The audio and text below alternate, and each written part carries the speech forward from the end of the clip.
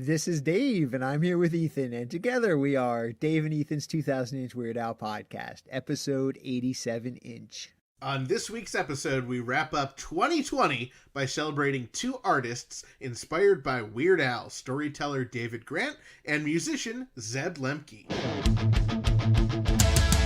It's Dave and Ethan's 2000-inch Weird Al podcast. It's a podcast about Weird Al. It's Dave and Ethan's 2000-inch Weird Al podcast. Seriously, the whole podcast is about Weird Al. Dave and Ethan's 2000-inch Weird Al podcast. You don't have to listen, but we're glad you are. Dave and Ethan's 2000-inch Weird Al podcast.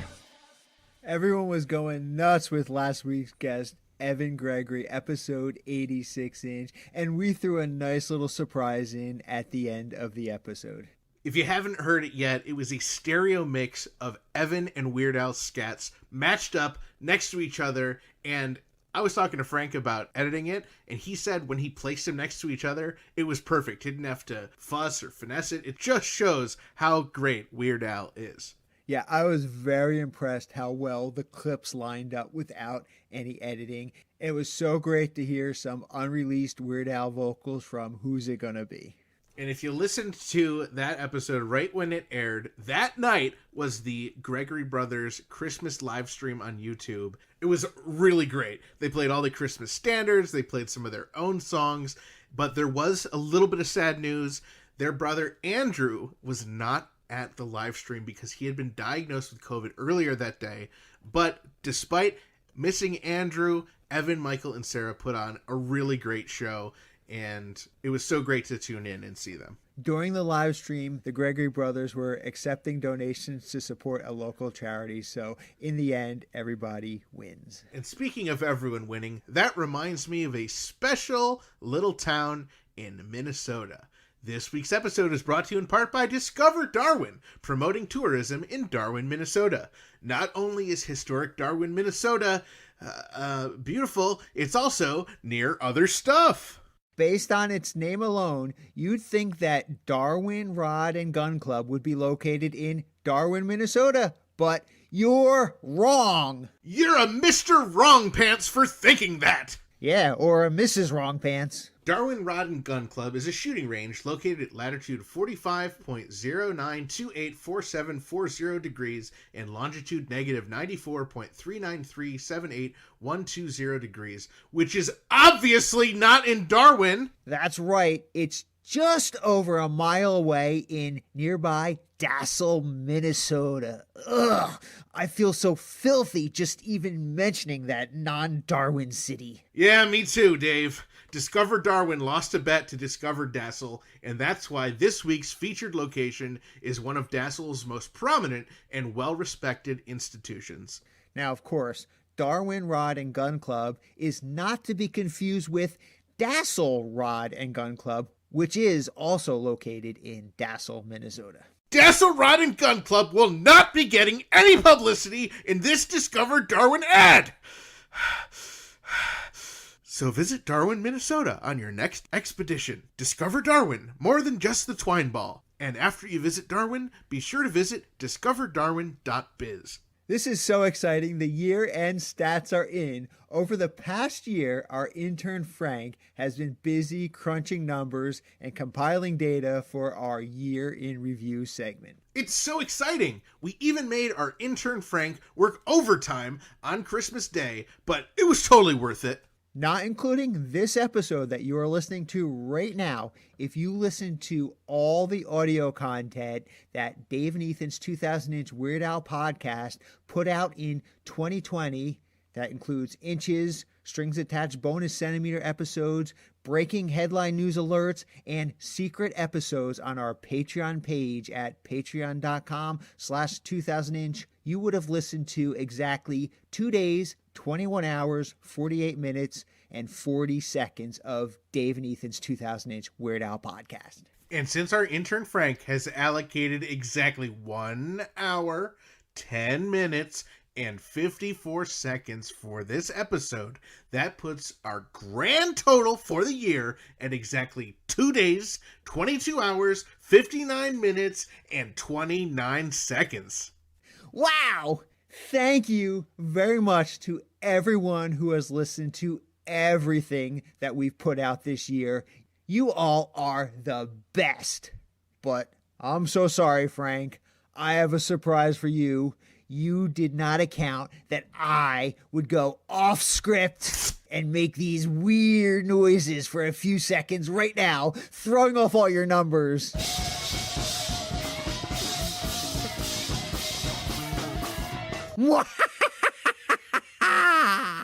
Gee, thanks, Dave. Now Frank's got to start all over again. Here, Frank, use this calculator on my phone.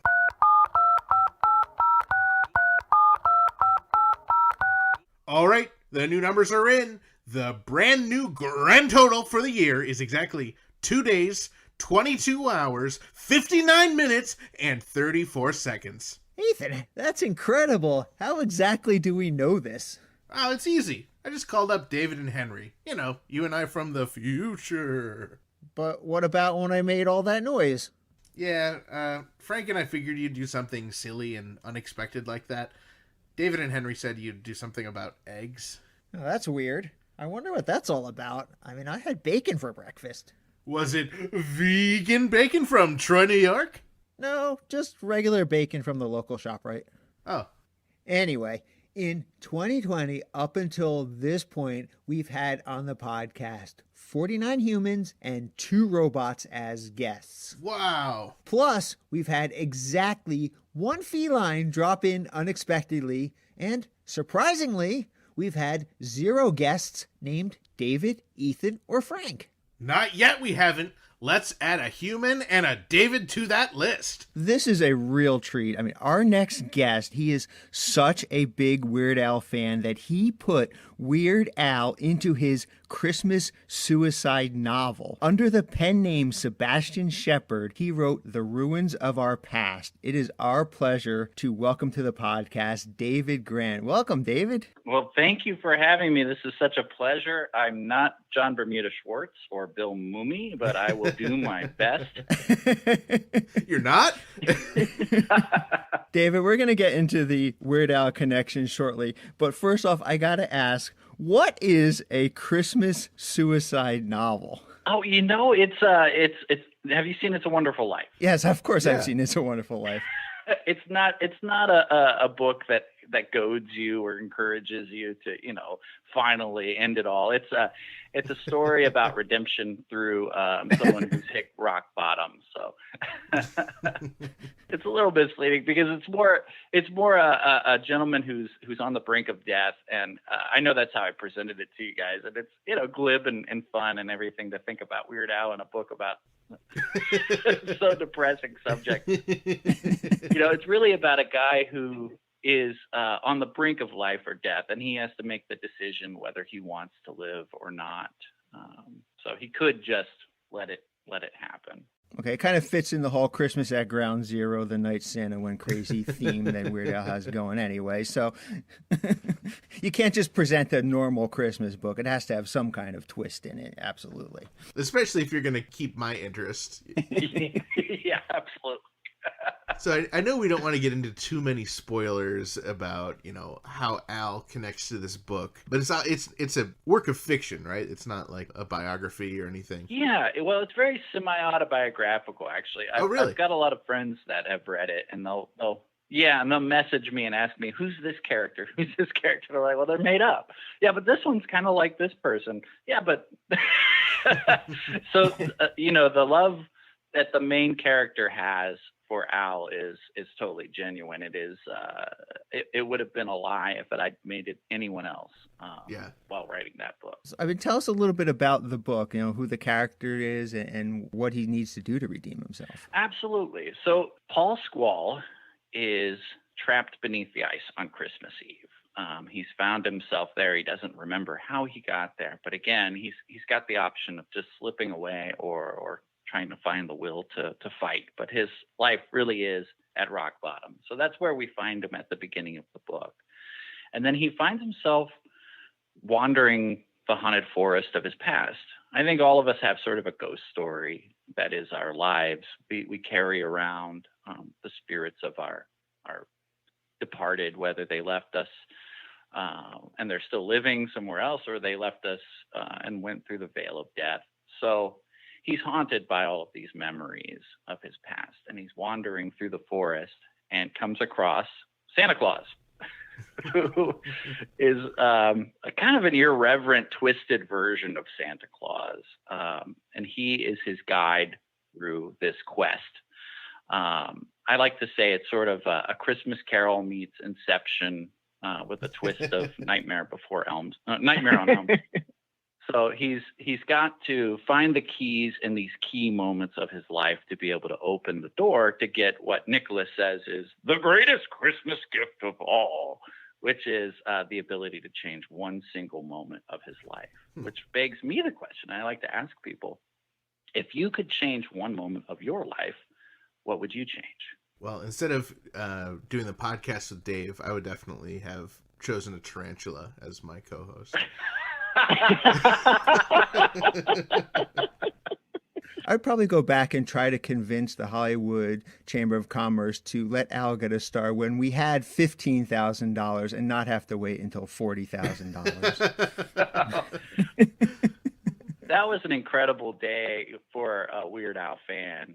We were lucky enough to have contributed to that star, being the super fans that we are. And Al was so generous with his time and letting us stand right there in this very intimate moment. I just really felt like we were there for some type of family event and not some giant thing that was being broadcast across the world. Yeah, David, thank you so much for supporting the Weird Al Star Fund. I was obviously that whole, getting Al a star in the Hollywood Walk of Fame really meant a lot to me. So it was great that I got to share it with so many Weird Al fans like you and Ethan and everybody else who was there. And of course, you came out for the ceremony, so it was great to see you there as well. And just what an amazing day that was. I mean, I'd love to hear just your perspective. I was all over the place, so I don't have a fan perspective of it. But as just somebody just watching the event, how that day was for you.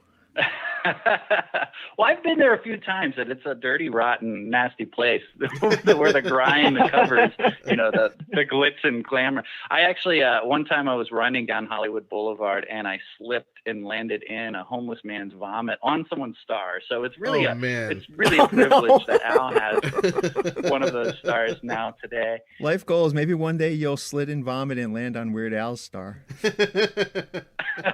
Or my own. That would be incredible. Such a humbling moment.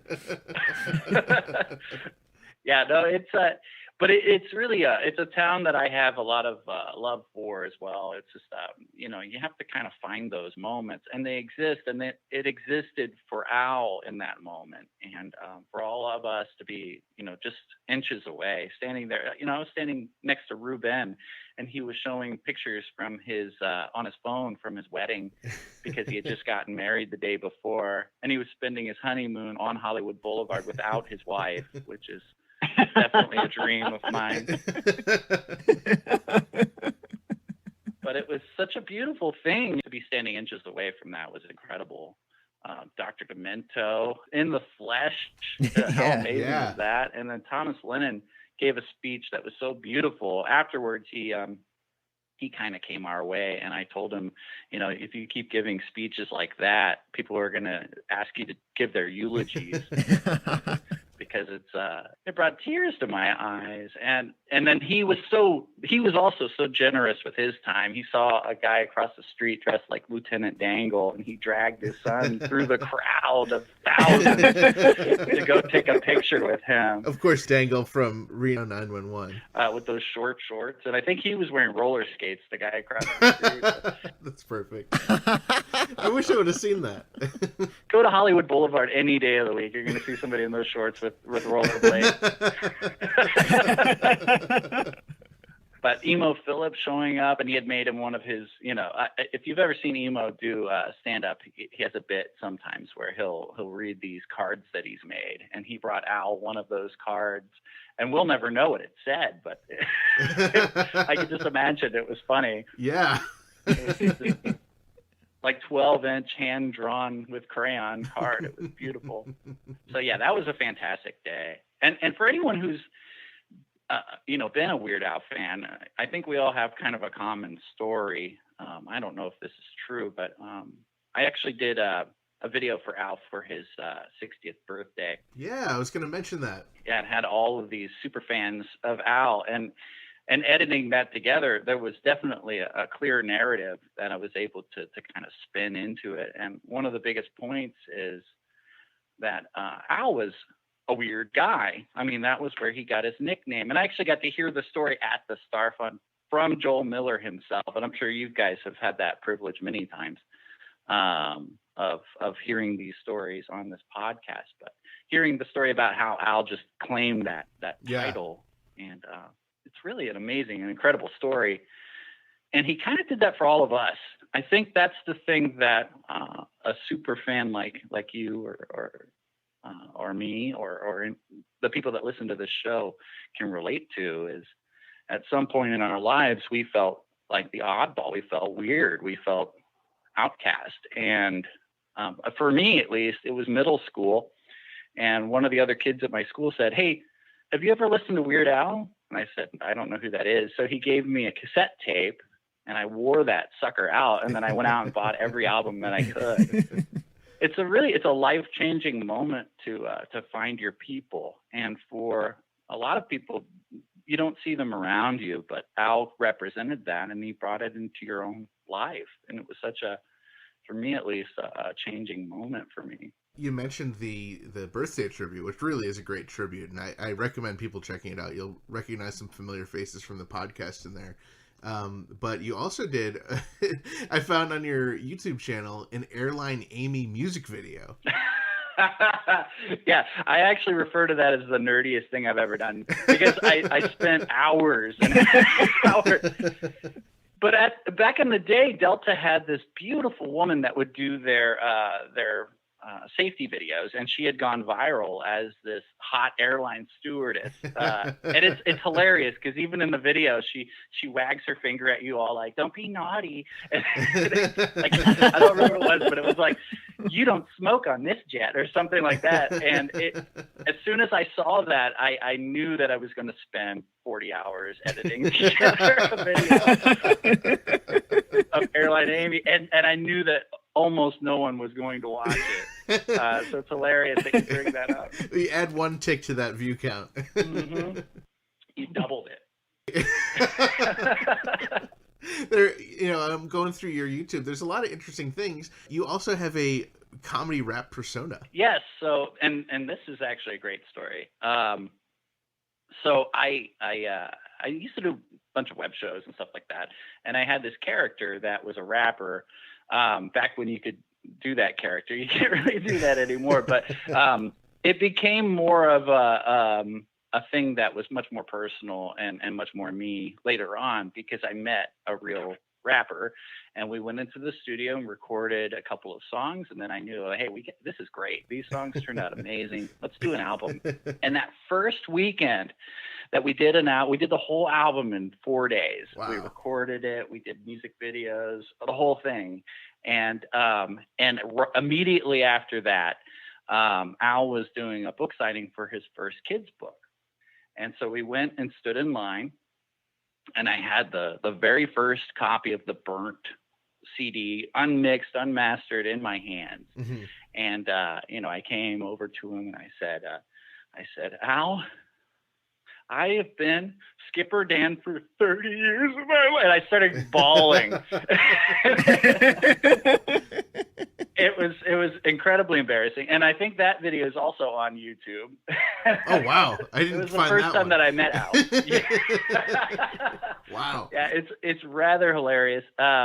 And what's funny is that I was listening to Al on a podcast or some type of interview years later, and they asked him what his least favorite song was. And he said, I'm not going to answer that question, because everybody takes different songs of mine very personally. And if I say it's my least favorite, maybe it's somebody's favorite. He said, for example, not that it's my least favorite, but Skipper Dan, for example, brings a lot of emotional response out of some of my listeners. And I was like, he's talking about me. I mean, who else balls to Weird Al talking about Skipper Dan? Maybe it's happened before. So really, it's that experience of like being inspired by Al to create our art. And that's what I think is great. You guys were inspired to create this podcast. Jeff McClelland, who you've had on the show, he writes for The Tick, and that sense of humor is so it's so Weird Al. There's so many people that are artists because Al gave them the courage to be weird and to turn it into something else. So that's really something that I've tried to capture with my book. My character is sort of it's very semi-autobiographical, where he's essentially me if I had made a different choice. That love for Al is very much an important part of his dreams and his ambitions, just like they are my own. Yeah, so tell us more about how Weird Al is involved in this book, The Ruins of Our Past. Absolutely. So I don't want to give too many spoilers away, but he's essentially this character's hero. In a lot of ways, he kind of represents a father figure to him, because that's something that he's missing. He represents a lot of things to him. And the main character, his dream, his goal was always to create music with his siblings and have a band that was successful. But he made a choice after September 11th to join the military, which is something that I actually had made that choice myself. Drove around looking for a recruiter and called and talked to my dad and my mother, and they both talked me out of it. Basically, okay. They were like, "Do you want to be the property of the military and everything?" But I've thought long and hard about what would have happened to me had I made that choice, and how it would have changed the person that I was. Our veterans are committing suicide at large rates today, and they have been since the war, and we're still in the war essentially. So it's also a love letter to our veterans, and making the sacrifice that I didn't really chicken out of it, but I didn't make that choice, right. and all of the things that it does to change your life. Were you ever trapped under ice? Is that part true? No, but I can imagine it. Okay. I could pretend and close my eyes. No, that part thankfully was not true. Yeah, you live in sunny California, so there's probably not a whole lot of ice around. No, definitely. But I have been in some very rough ocean. Okay. You mentioned Skipper Dan. Were you actually a skipper for Disney? No, but I worked as a camp counselor, and that was something that I really loved, and performing for the children and things like that. But I work retail, and it doesn't matter what you're stuck in. You can get really good at retail. I've done retail for 20 years. I've gotten very good at retail. But you feel like you're not living up to your potential, especially when you're an artist and you're in one of these situations, and there are millions of us out there that just feel stuck. So that's definitely feeling kind of like Skipper Dan, "Hi, welcome to the store. Can I help you with your product?" a million times a day. But I do know a guy that was a skipper on the Jungle Cruise ride, but and he seemed to enjoy it a lot. So I think it's kind of a maligned career line, I think. Now, I did want to mention also from your YouTube, you in character in your rapper character, you had actually interviewed some really great people, including George R.R. Martin from Game of Thrones, and even a Dave and Ethan's 2000 Weird Al podcast past guest, MC Lars. Yeah, absolutely. I've actually performed with Lars. Wow, cool. That was I interviewed MC Lars and Frontalot. Yeah, and that was an incredible show. That was the Comic-Con extravaganza here in San Diego, the Nerdcore performance, and he's such a nice guy, isn't he? He's really that's his superpower, is just nice. When he had put out his sophomore album, that was my album of the summer. I listened to it nonstop. With Hot Topic Is Not Punk Rock and all those songs, it was my thing. And after that show, I had given him a copy of my CD, and he was on tour, and he would text me lyrics to my song, and he was like, "We haven't taken the CD out of the disc drive, out of the CD player." Oh, that's so cool. Yeah. Oh, So wow. what an incredible moment to have like somebody that you listen to like that be listening to you. I mean, it was such a great accomplishment. And then just to go back to your retail experience after that. Right. That's It's the real world. feeling.